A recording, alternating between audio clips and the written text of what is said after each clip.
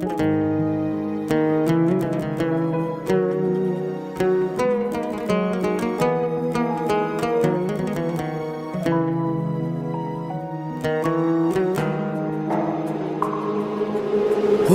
cihanda her insanın birce kızı olmalıdır. Hiç olmasa herkes bu cür hoşbəxtliyi dadmalıdır. Bu cihanda her insanın birce kızı olmalıdır. Hiç olmasa herkes bu cür hoşbəxtliyi dadmalıdır.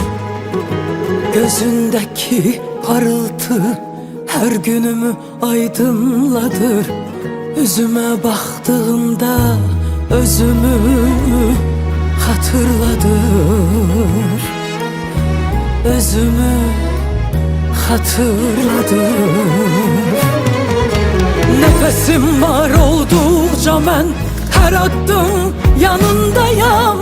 Başın dik olsun kızım, ben senin arkandayım. Nefesim var oldukça ben her adım yanındayım. Başın dik olsun kızım, ben senin arkandayım. Ben senin arkandayım.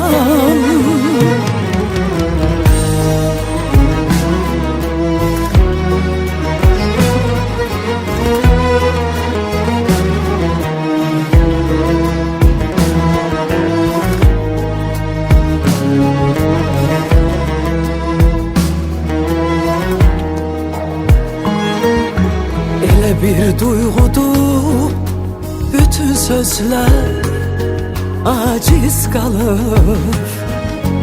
Elə bir sevgidir, her gün hoşbəxtlik yaşadır. Gözündeki parıltı her günümü aydınladır. Üzüme baktığımda özümü hatırladır. Özümü hatırladır. Nefesin var oldukça ben her adım yanındayım. Başın dik olsun kızım, ben senin arkandayım. Nefesim var oldukça ben her adım yanındayım. Başın dik olsun kızım, ben senin arkandayım. Nefesim var oldukça ben her adım yanındayım. Başın dik olsun kızım, ben senin arkandayım. Nefesim var oldukça ben her adım yanındayım. Başın dik olsun kızım, ben senin arkandayım. Ben senin arkandayım, yanındayım.